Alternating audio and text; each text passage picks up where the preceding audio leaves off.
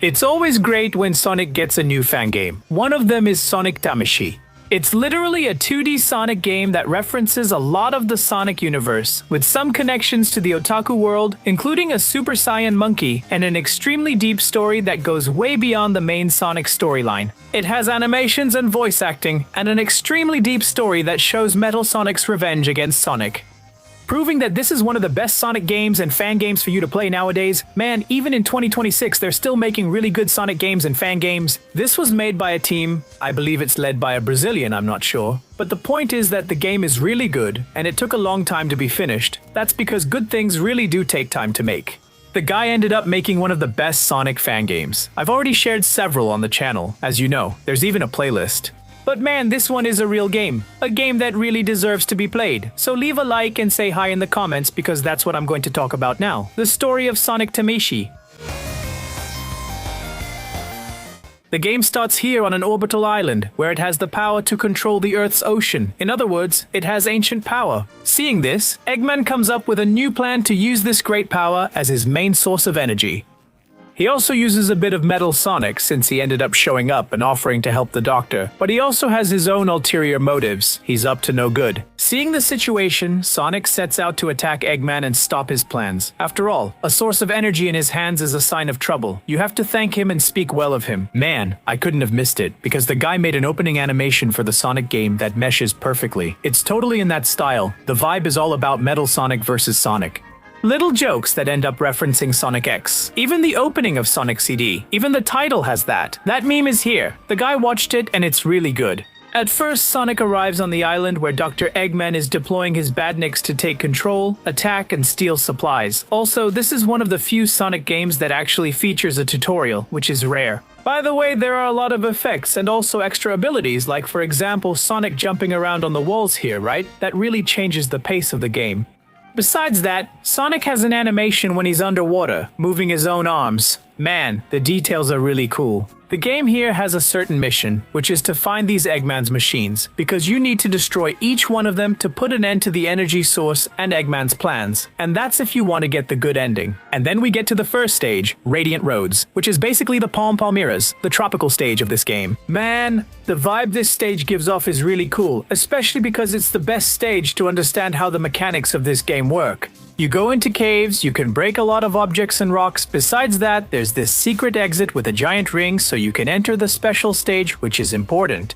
Here, it's pretty much a race against time for us to get Sonic to the top of the stage, jumping on springs and also on small clouds, dodging pinball panels, before he falls and gets caught. If Sonic reaches the top, he'll be able to get a Chaos Emerald that was on the altar. That's pretty much what you have to do throughout the whole game to complete it, 100%. The second act already shows that Eggman is really after Sonic, even putting up a wanted poster. Here, Eggman doesn't want Sonic to have any chance. But it's cool that the change from Act 1 to Act 2 is good, because here, you can see that Eggman has expanded his reach and also attacked all the nature on the island. You can see that the pollution started to reach the river, metallic installations appear everywhere, and also the flag showing it's a place that belongs to Eggman now, as if he conquered it. This is a huge stage, okay? And it's good to keep exploring, because you have the chance to enter, for example, a special stage this way. I even spent a long time there just to find secret passages and giant rings. Man, this game is really cruel and you have to do everything to get all the Chaos Emeralds. Otherwise, you're going to get a really bad ending for this game.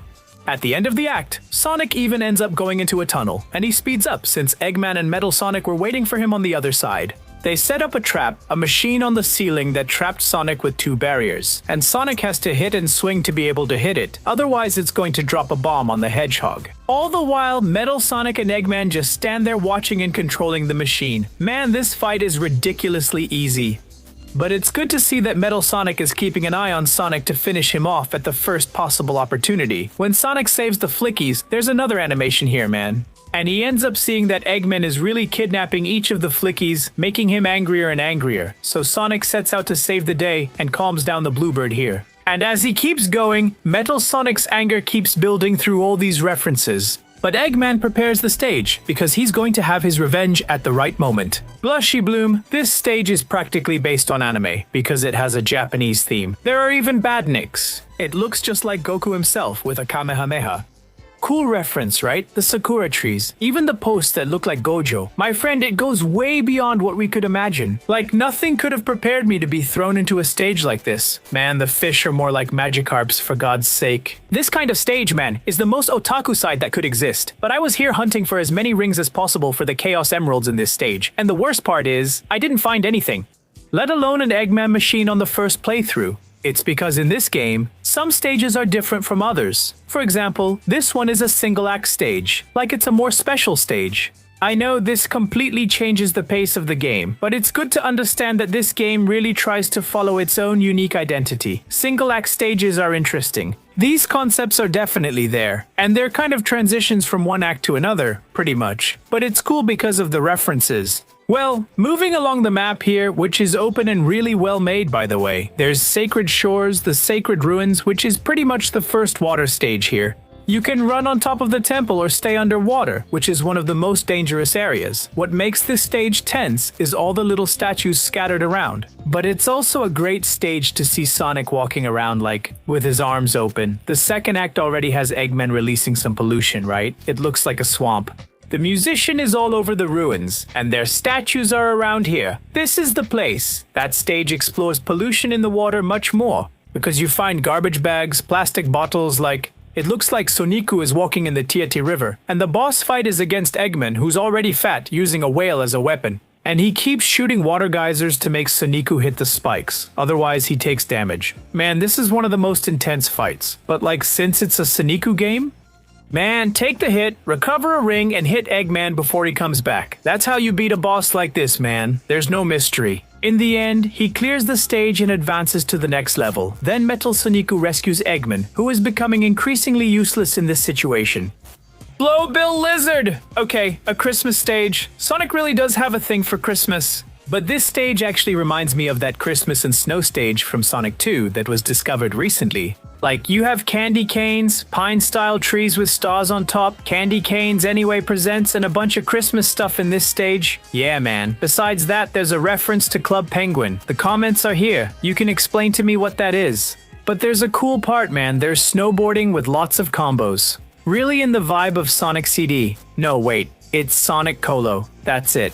Jump onto the ramp at the right time using different poses.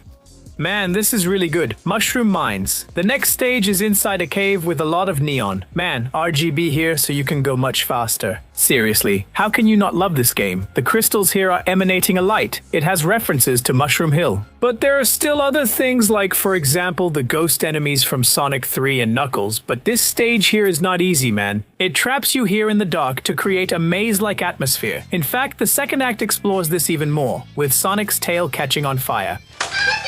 Besides that, you still have to push a ton to hold down a button and open the way ahead. Man, I never imagined Sonic was this strong. Eggman here is stuck attacking Sonic with a giant spider with a big butt, like a Black Widow. But now, he just needs to repeat the same formula as the first boss. The difference is that there are webs and rocks falling from the ceiling. Eggman here is really sneaky.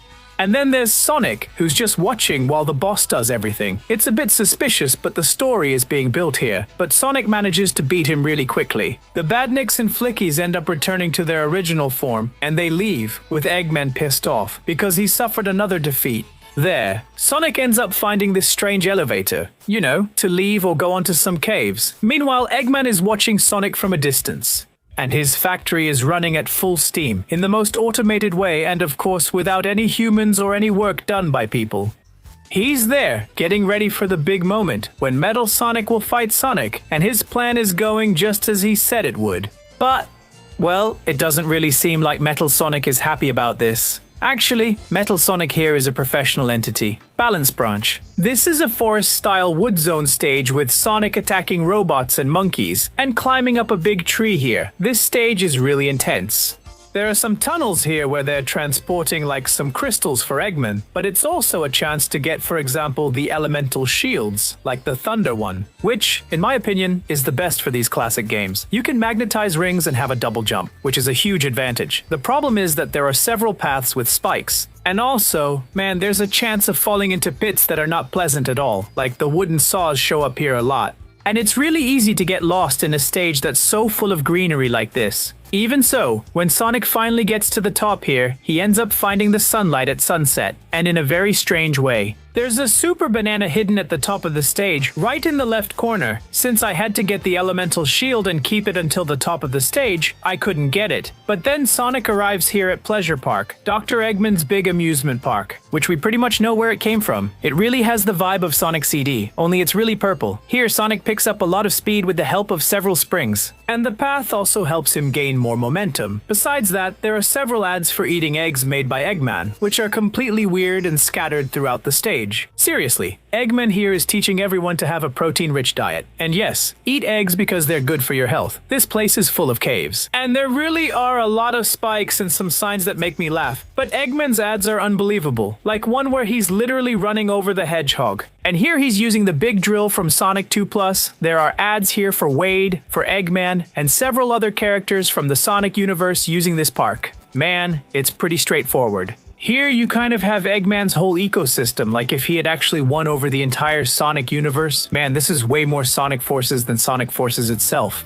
There are even some unbelievable references here. A circus tent, complete with members of the digital circus, like Zubal, who was literally there as the Badnik. Kingo is here too. We've got Jax, and nothing could have prepared me for this. And Pomeli passing by the counter. Man, it's crazy. And at the top, we end up seeing it's the incredible Eggman Circus. Look, congratulations to everyone involved who thought of this. This was really good. I laughed a lot during the live stream. But the thing is, the more you run through this stage, the more characters show up here, both from the Sonic universe, as well as from other universes that don't make any sense. Is this Chavez? But in the end, Sonic gains so much momentum and speed that he gets here, man, at the starting point, to be able to race against Metal Sonic, bringing that classic back here. One of their best battles was at Stardust Speedway, but now it's in Eggman's Park. Metal Sonic is just overpowered.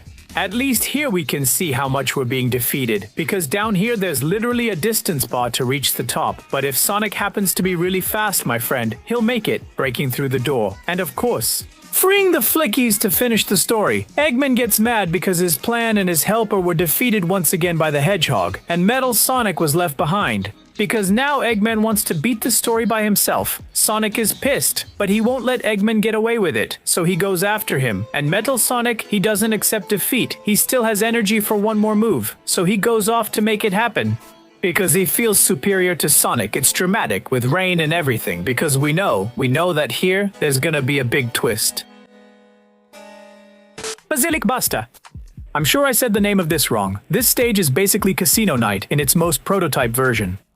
It has very blue colors, but also very pink. Okay, I like the casino stages in Sonic, even though I know casinos are wrong. Even so, the Sonic stages are the most chill parts of this casino universe. Here you have several pinball areas. There are even those little Eggman robots that came from Sonic's Pinball, and the roulette.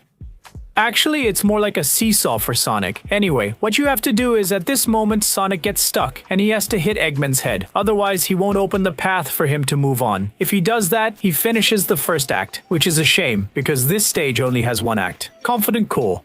It's literally a stage in Eggman's base, but completely red. Here, it looks like he's building more and more badniks, and there are several traps around the hedgehog. It's a mix of scrap brain and chemical plant, you know? But with those mixed with lots of conveyor belts, which make everything much more uncomfortable. This shade of red is intense, showing that the end is getting closer and closer. Besides that, Eggman's machines show up here, looking like a giant spider web, and destroying them isn't easy. The number of times I died here by getting crushed or being shredded by spiked balls, it wasn't easy. The conveyor belts show up here at the most inconvenient moments. And each of the acts gets harder and worse. Man, I ended up losing so many lives here. I had 17 lives and when I checked, I was down to 1. And then it was game over. Live, right there, for everyone to see. Good thing modern games have infinite continues, right? If not, there's the save feature. Man, the top of Eggman's base is really terrifying. With rain, unbelievable drama. But when he finishes this act, he finds Eggman here, who was already waiting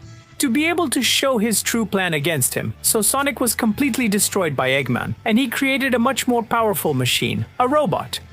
From Sonic Robo Blast, here, Eggman is literally jumping with this machine, trying to crush Sonic, and it really is a one-hit kill. He has a magnetic shield that also protects him from everything, and Sonic can get crushed, and it's very sad. Poor guy. He turned into a blue spot on the ground. Type F, in honor of the hedgehog. Besides these attacks, he has missiles which end up getting in the way when Sonic is about to jump. Other than that, he still has problems, man, with Eggman, who ends up stomping. And this stomp releases a shockwave to try to finish you off. The more Eggman gets hit, the more smoke comes out of his body. His robot is really being destroyed, which shows that the fight is coming to an end. Even so, when Eggman loses his robot, Sonic now just has to hit his escape pod, because he wants to stop Eggman from getting his victory. And here comes the final blow. While Eggman goes flying, losing control, the fight ends. Sonic runs off and ends up discovering a problem. Emergency alerts have gone off throughout Eggman's base. It seems like he managed to escape with the jetpack. The base may have been damaged, but Eggman still has the last emerald. And this isn't the bad ending. Actually, it's a terrible ending. That's because this game has a secret ending. If you manage to get all the Chaos Emeralds and destroy all of Robotnik's machines, the scene starts with Sonic basically facing Eggman in the same place. The difference is that he doesn't have that fully completed robot. Actually, he's here with a different version of the suit he used at the end of Sonic Mania. But his machine is completely obliterated. The one who attacked was Metal Sonic, who's betraying Eggman. He absorbs that energy to energize his own body, and that way, he ends up changing form, turning into a kaiju version of Metal Sonic. Everyone panicked because of that, since he turned into a completely monstrous form, and Sonic is the only one capable of defeating him. So, for that, he turns into Super Sonic to fight Kaiju Metal Sonic. My friend, here Sonic is going all out, because he has a button to charge energy, which increases the number of rings, and he has to hit Metal Sonic while he's flying around the stage. Let's be honest, he's in a low poly form, and Sonic recharging his rings like a Saiyan is really cool. It's the sprite, but they used a low poly 3D model. I really liked what they did with Metal Sonic here. Anyway, this is a fight where you just have to get the hang of it. With him almost defeated, he prepares his final attack. He charges up the Kaiju Blaster to the max here, so Sonic, in order to defend himself, holds back the attack and focuses his own energy. He receives energy from all the flickies on the island that he ended up saving, forming an unbelievable aura of power around him in the best Spirit Bomb style. But Sonic unleashes a Super Hadouken and ends up defeating the Kaiju Metal Sonic. That way, he loses his energy and returns to the lowly form he deserves. But he is completely obliterated here. Then night turns into day, and Sonic manages to save the world once again, and that's where the story ends. The cool thing is that every time you play this game, you end up unlocking extra stuff. The game is actually really complete. The first time I finished it, I was able to unlock Tails, but there are more playable characters. Besides that, there are some subtitled scenes here that show up in the challenge against Metal Sonic. Here, there are several challenges you need to do with Sonic, beating Metal Sonic on different difficulties. And if you manage to beat them all, you unlock him too. At least that's what I was told. And there are several difficulties, okay? Besides that, there's a test stage that was unlocked so you can play it, and the possibility to play as Tails, which makes the game a lot easier. Of all the Sonic games and fan games I've played, I believe this one is the best of the year. I played earlier versions of it while it was being made and developed. The people working on it, well, I don't know them, but I know there are some Brazilian names here, which shows that Brazilian people really know how to make Sonic games and fan games very well. Right now, it's only available for PC, so you need to have Windows or a Windows emulator to play it on your phone. Because it's a game that's really worth playing. It's really worth it. Thank you very much, thanks, I'm out, see you in the next video.